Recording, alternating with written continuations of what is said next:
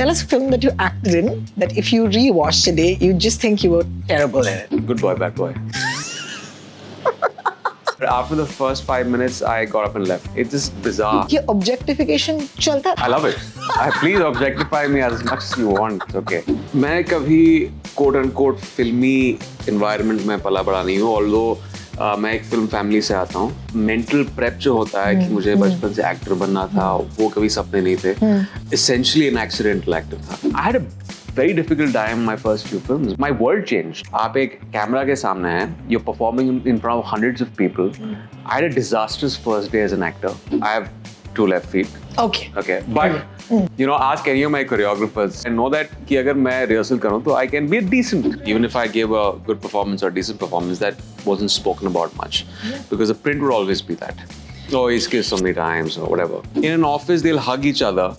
And then the next day, I'm sitting with that producer and he's bitching about it and saying he's outpriced himself. He's undeserving of the money he's getting. And he's calling him all kinds of names. I'm like, okay, so this is what it is. Like I tell my wife, I don't understand handbags for one, right? I don't get that. Like she doesn't know my thing for watches. I say, you don't get me why I have this thing for watches. I don't understand this thing for handbags. I sent a message to Sandeep Reddy of Vanga also. You can kind of criticize it, whatever it was, and you know, misogyny of the protagonist and all that, but I think he's done something so audacious with it. There was a vision and it shows, and it's so different in the way he's made the film, and I think you have to applaud that. Is romance dead, Emraan Hashmi?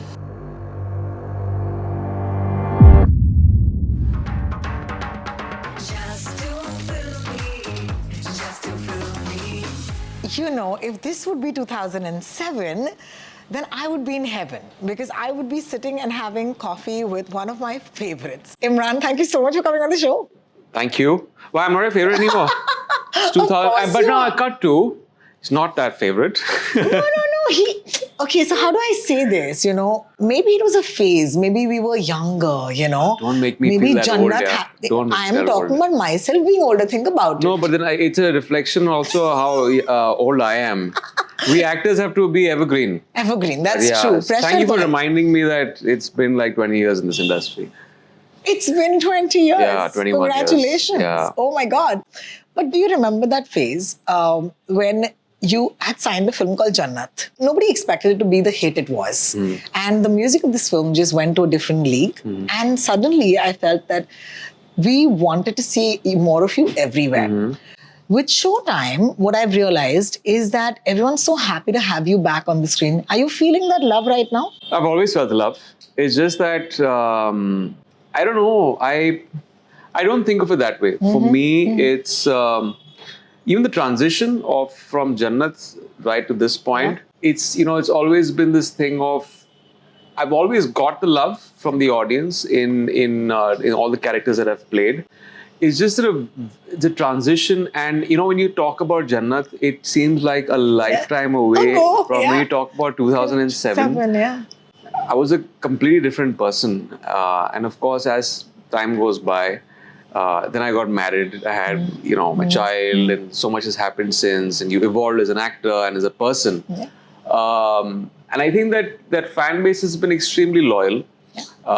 They've seen that whole transition of me doing a particular kind of cinema and then going ahead and doing a slightly more like acting oriented, a certain versatility in the performances. Because let's face it, for the first, I think, 6 years of my career, the producers were juicing out a certain image of mine, which was to an extent broken with Jannat after that. That was my first like quintessential clean lover boy role without the, you know, the little bit of erotica in the films that preceded that. Correct. But I think for each thing, I think they've seen that transition, and I think they've stuck by me, and they've supported. You know, I was thinking about this, and I said, how do I actually put the right words to it? Because as a person, I'd like to, you know, talk about it, but at the same time, have a certain respect to the question.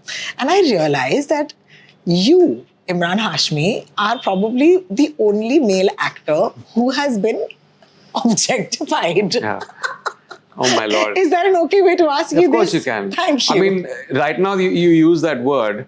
Back in the day, it was, whatever. Now, I think after social media and the whole woke thing and all these things have come to the foray. back then, I think the kind of stuff that we did in movies, I think there would be a big hue and cry about what would, what's happening right now with social media. We'll be blasted for the kind of films, and the stuff that we did.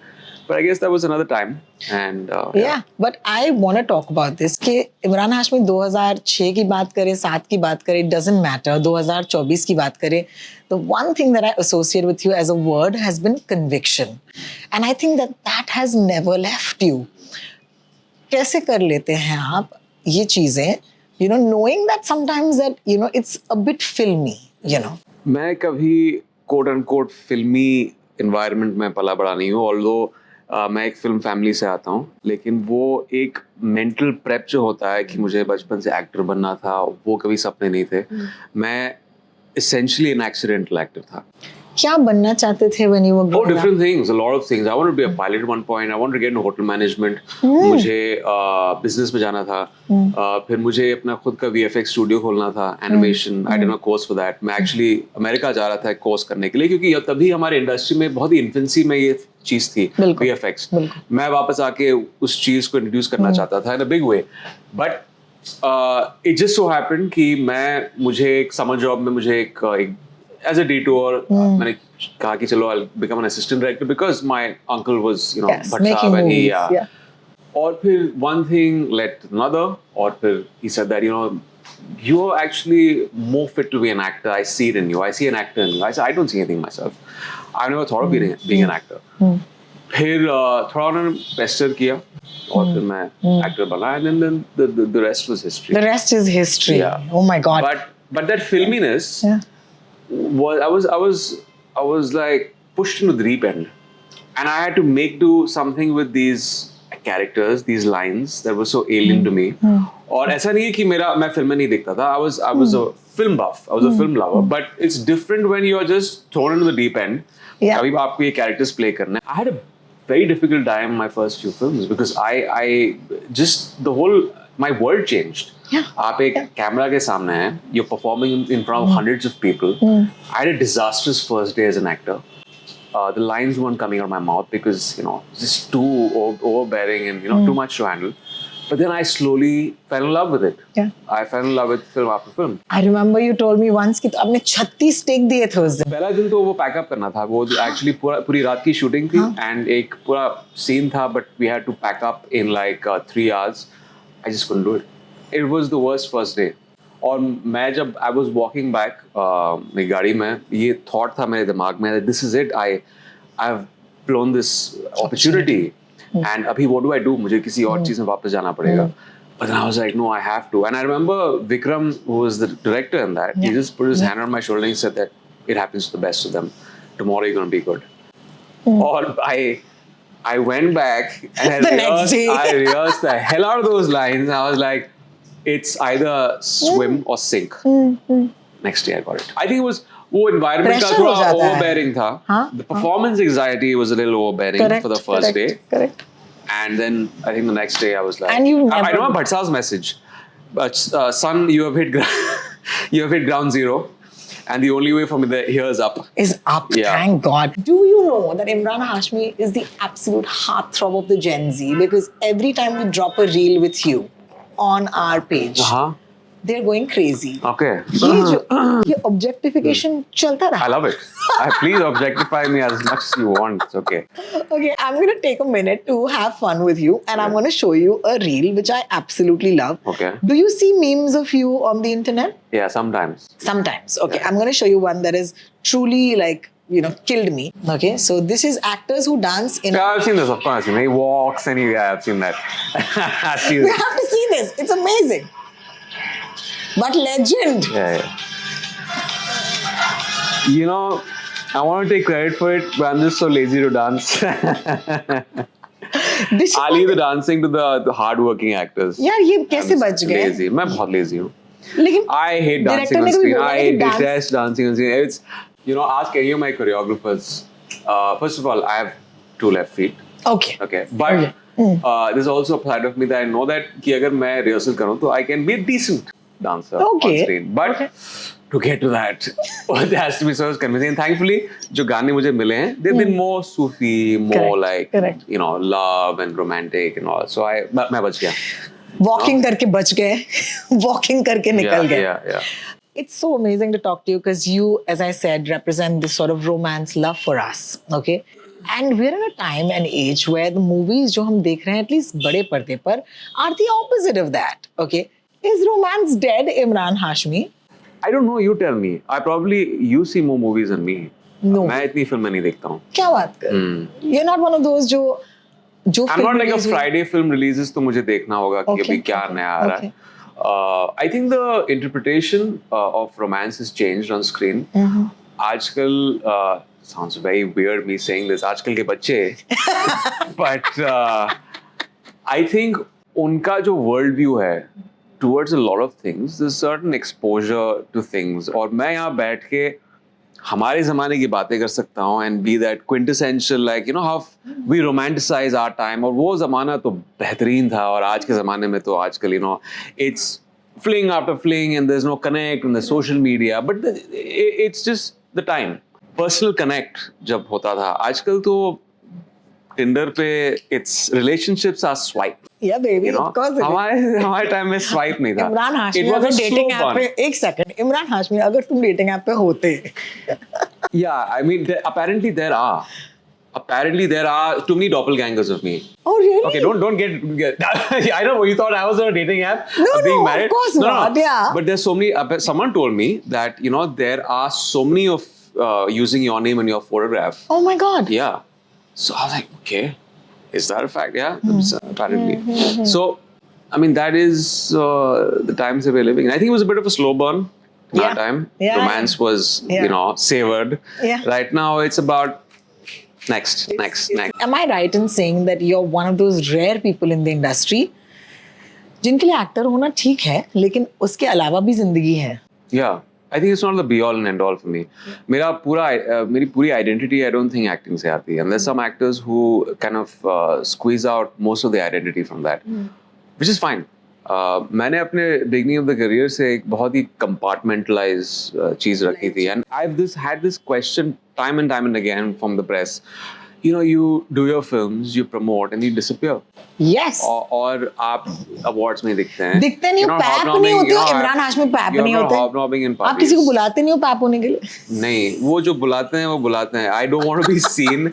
I don't want to be click below my house 24/7. I find it very intrusive. It's questionable. I don't feel it adds up. I think right now there's also the mystique and a certain enigma is lost because अगर आप consume कर रहे हो किसी को time and again, you know, where is that thrill of seeing them after this? But then again, people see that it's changing times. I don't think anyone's right or anyone's wrong in this situation, but this is my way. When you're not talking to us, when you are in your bat cave, what is that life like? Well, either you're working, either you're shooting and prepping for your next film, or either it's I go to places jahan paps nahi honge. Correct. I know the places where paps are. It's just generally in some joint in Bandra. Yeah. And if I see the paps outside or मैंने actors को देखा है बाहर, I won't go to that place. Okay. The best place is, you know, hotels where they don't stand outside you, they can't take photographs. Correct. So if I have to go out with my friends and family, that's where I go. Because it's a side of my life I don't like, I find very intrusive. Absolutely. और मुझे travel बहुत पसंद है. And yeah, that's normal, simple things. I can't believe it. He's saying I live a normal, simple life outside being the actor. Yeah, I think it's important for my sanity. Like I don't want that constant validation, you know, from that. I don't want to constantly say, oh, I'm figuring in people's consciousness on some pap channel every day. I don't find the need to do that. And that has what has always. When I walked out of an interview with you the last time, it was a horror film that we spoke about. This was 2 years ago, अगर आपको याद होगा. And even at that time, I remember you say the first thing I do is I wake up and on an empty stomach, I go and work out. Because that's just, even if I was not an actor, मैं यही करता. And I was like, whenever I come off from an interview from you, I feel कि you're one of those rare kinds who takes this very lightly or wears it very lightly. Is that okay to say? I think so. I don't make too much of it.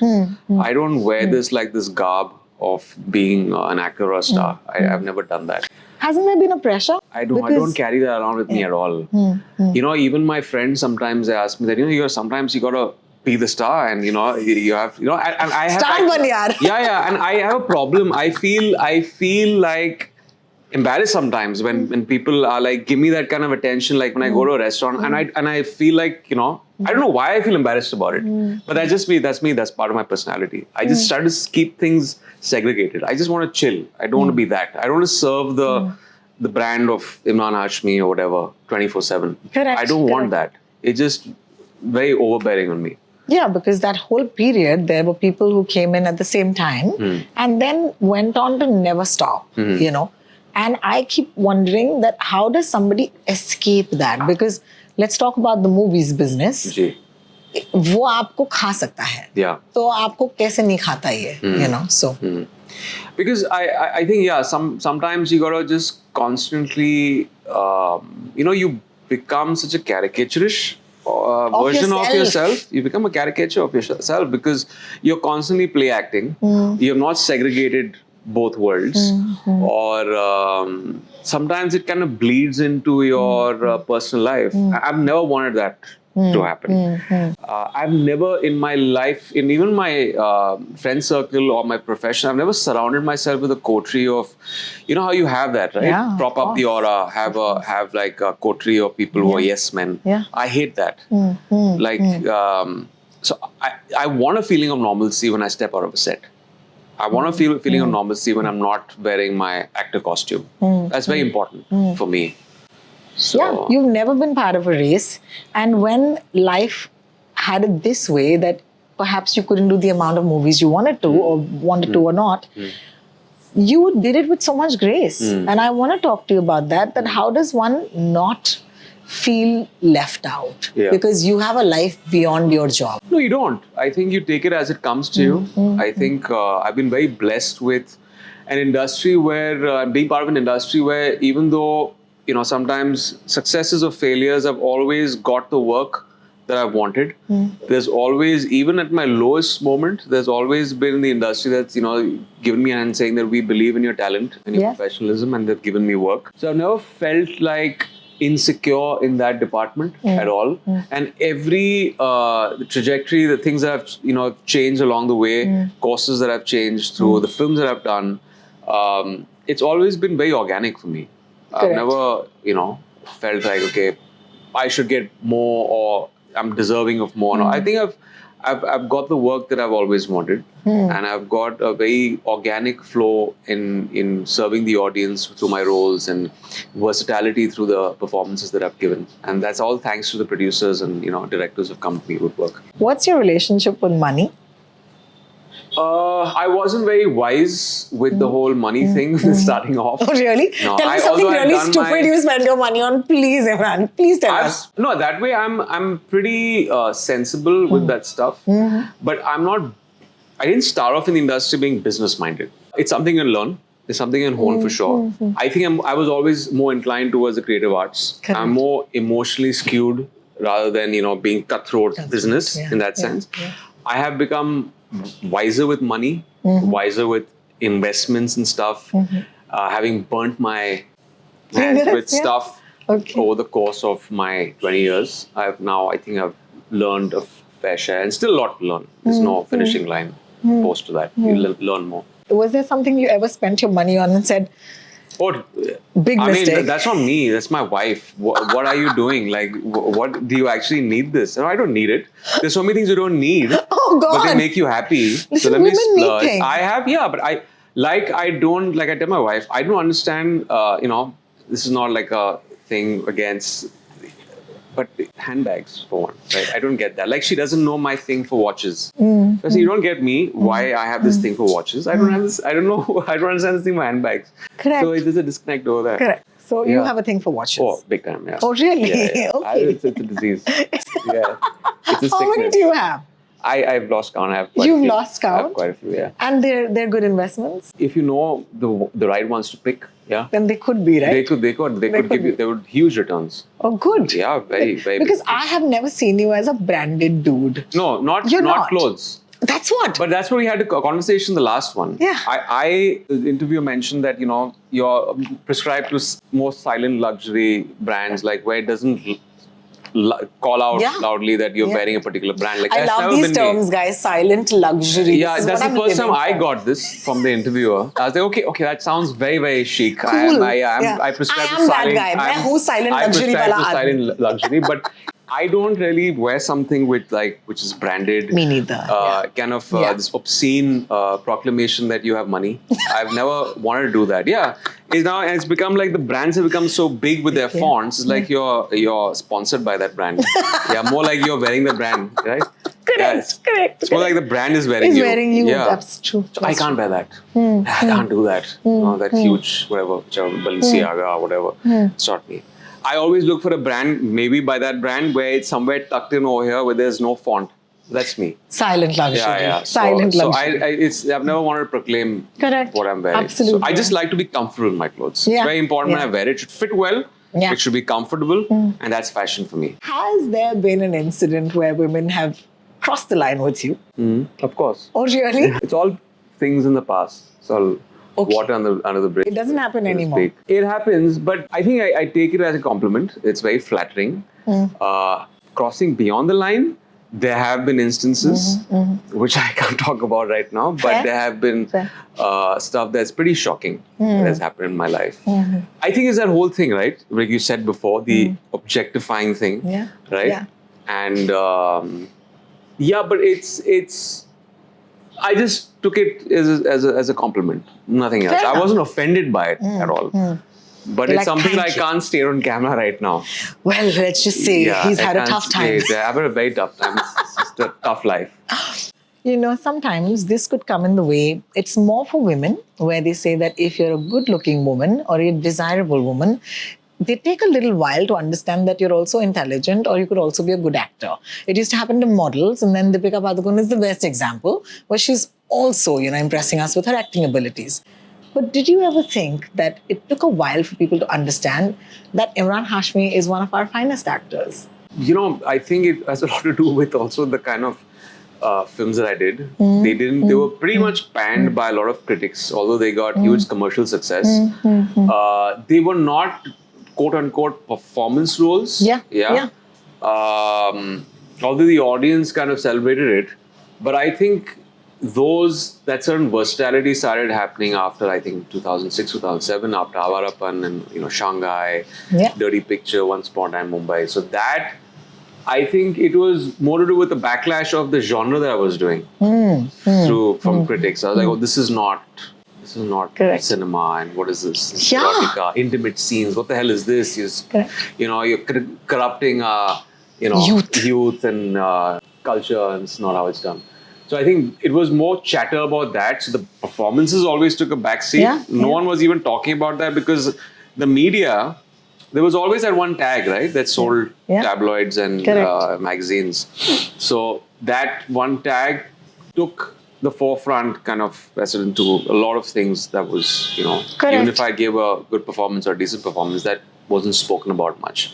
Because the print would always be that. Oh, he's kissed so many times or whatever. I still remember, it's 17 years of Avarapan? Is it? Yeah, something was trending the other day. It was trending the other day. And I said, I'm going to see him like in 2 days. 17 years, yeah. Did awards ever bother you? Awards bother me a lot. Going to them? Yeah. No. I mean, I've tried. I get a physical reaction. Yeah. Awards when you got one or you didn't, did it ever bother you? No, never. I've never yearned for it. I never wanted it. So it's not something that even figured in my consciousness of, okay. And for people who love it, you want to, sajao their shelf in their living room. If that's your jam, then go for it. But that's not my thing. I've never wanted it. Because I realized very early on what that means. And I try to be as much as possible, be honest to what I'm doing. When you know that it's a transaction, then I can't really pat myself on the back and say that I'm deserving for that. I think for me, it's the audience. I think if, the compliments or a success of a film, that's that's the kind of benchmark for me that people have liked it. There's something about it that people have this. Sure, there are people who will be, won't take up to it as much. There's always, you can't expect everyone to love you for the stuff you do. But for me, the awards was never a barometer of any of it. I remember the last time I went for an award ceremony, I don't want to tell you which one it is, but I actually, I asked for I had a headache. I asked for what was that? What do you have for headaches? Tylenol. Tylenol. Yeah, so I actually took a Tylenol. Oh, God. Yeah. Yeah. So, but again, it's each to their own. If you like it, that's great for you. Fair. Please go enjoy. This show is one of my favorite shows because it kind of takes the regular audience into what could be the such of the industry. Okay, so like that sequence is one of my favorites, जहाँ पर राजीव खंडेलवाल एक लड़की को इतना परेशान कर रहा है क्योंकि वो लड़की उससे बेहतर है, and वो insecure होके वो delay tactics use करता है, and this is in episode 4. Tell me your favorite incident from the show that is closest to something you've seen in real life. Oh, I've seen a lot of this in real life. I've seen producers like that. Our industry, there's always this external view of the postures that you have, right? That you project. But there are situations where people are pitching out each other. And this happens on film sets. You see things in PR and then you sit with those same actors or directors and they're pitching out each other. But there's a there's a persona that you pitch in PR because everything is supposed to be hunky-dory. Yeah, we were family, we're a fraternity.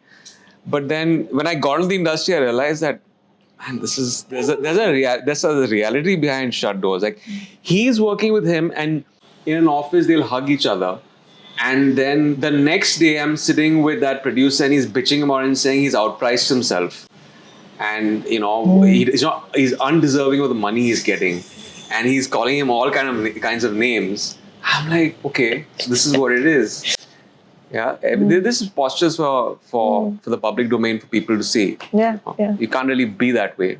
Yes. And I think that's why I love this show. I love it because it tells you without taking names. Yeah. Actually, kya hota hai? And we've taken some names also. I know. Yeah, we've taken some they names have taken without some the names. surnames. Yeah, of course. So we've taken some names Just without think surnames. about it. But all those things, those eccentricities of people, the people, this insecurities, idiosyncrasies, it's all made so fun in the show. And thoda sa over the top, we've shown it and made it like funny. Of course, there's a creative liberty. Yeah, so it would be producers or actors or directors. Yeah, that's.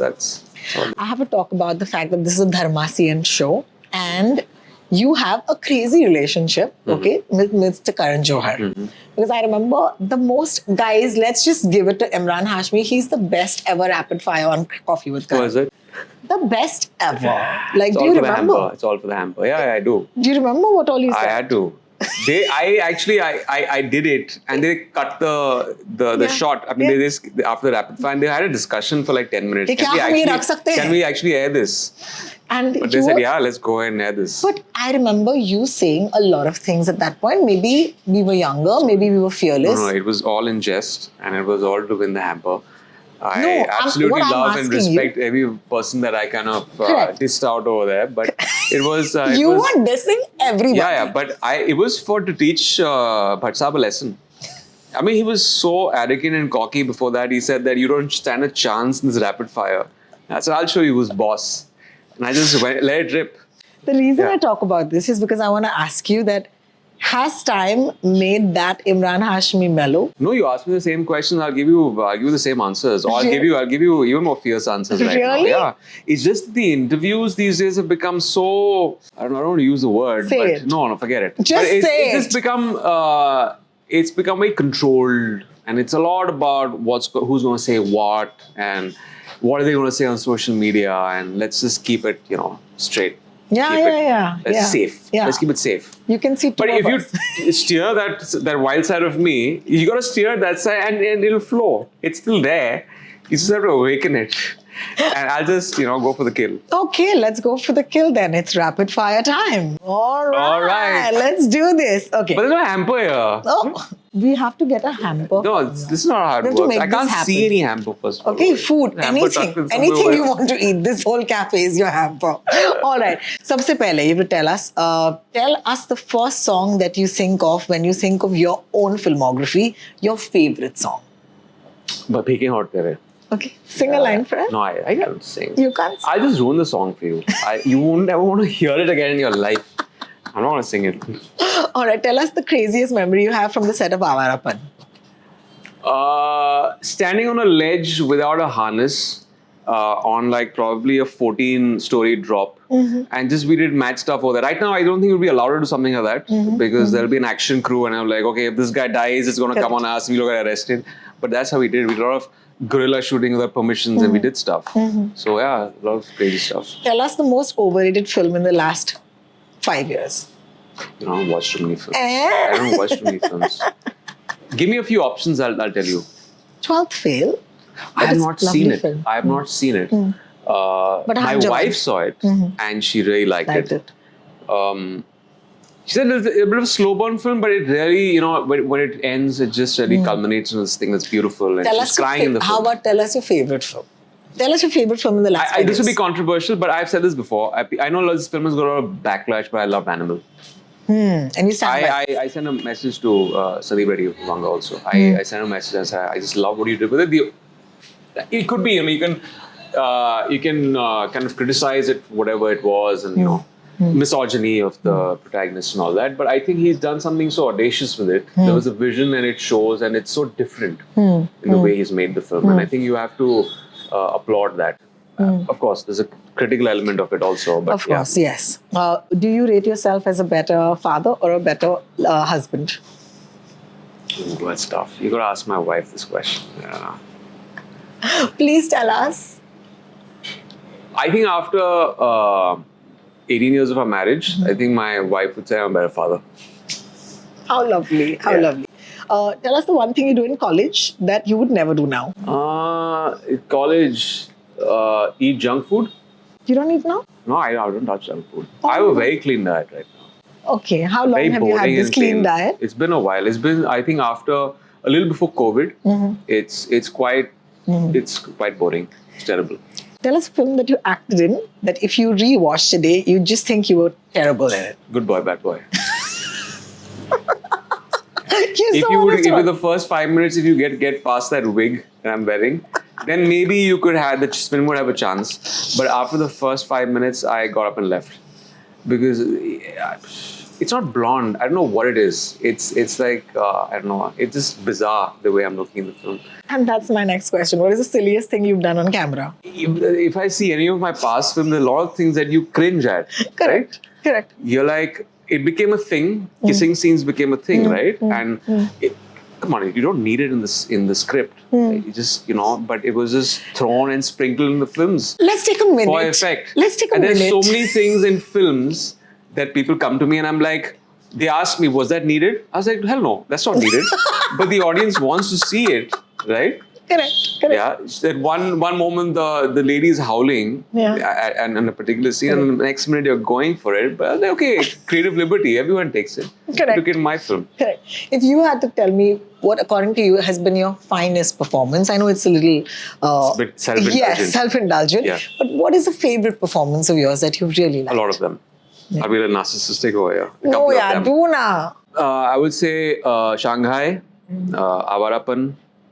I also like Showtime, the way the characters turned out.